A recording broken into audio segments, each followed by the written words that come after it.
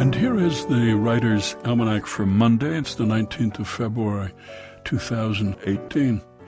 It was on this day, 1942, President Franklin Roosevelt signed Executive Order 9066, which authorized the removal of any or all people from a military area as deemed necessary by the military.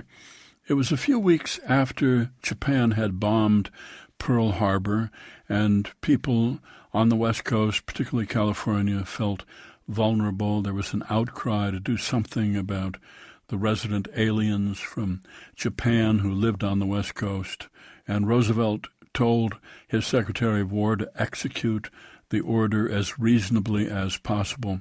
But the president didn't take much active interest in just how it was carried out.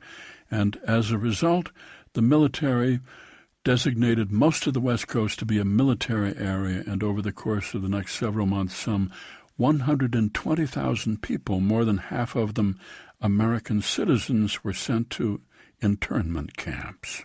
The order was eventually rescinded December 1944. People were released. The camps were shut down. And in 1981, the Commission on Wartime Relocation and Internment of Civilians concluded that the executive order was a grave injustice that had resulted from race prejudice, war hysteria, and a failure of political leadership. It's the birthday of the physicist Svante August Arrhenius, born in Vik, Sweden, 1859, who presented a paper to the Stockholm Physical Society in 1895 showing that global temperatures were tied to increases and decreases in carbon dioxide, and that the burning of fossil fuels was a cause of increased carbon dioxide in the atmosphere. He's considered to be the first scientist to examine the effects of industry on global warming. It's the birthday of the novelist and poet Stephen Dobbins, born in Orange, New Jersey, 1941, author of many books, Cold Dog Soup, Eating Naked, and others. Stephen Dobbins, who said, writing is a job, a craft, and you learn it by trying to write every day and by facing the page with humility and gall. And you have to love to read books, all kinds of books, good books. You are not looking for anything in particular. You are just letting stuff seep in. And it's the birthday of the writer Siri Hustvedt, born in Northfield, Minnesota, 1955, author of numerous works of fiction and the memoir The Shaking Woman, A History of My Nerves. Siri Hustvedt, who said, great books are the ones that are urgent, life-changing, the ones that crack open the reader's skull and heart.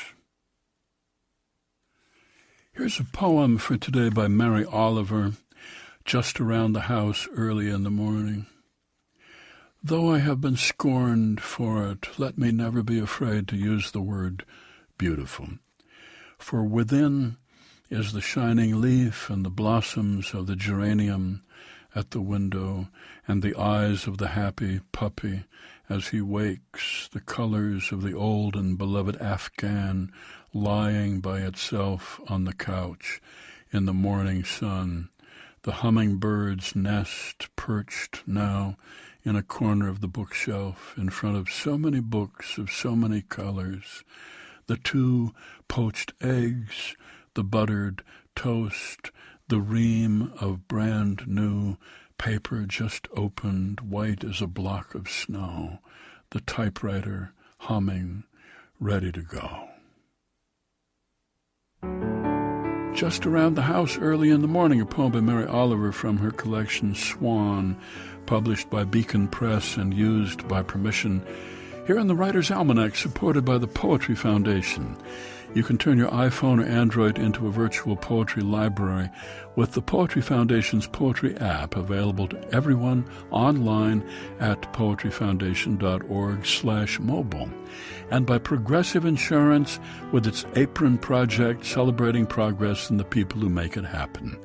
Produced by Joy Biles, assisted by Kathy Roach. Be well, do good work, and keep in touch.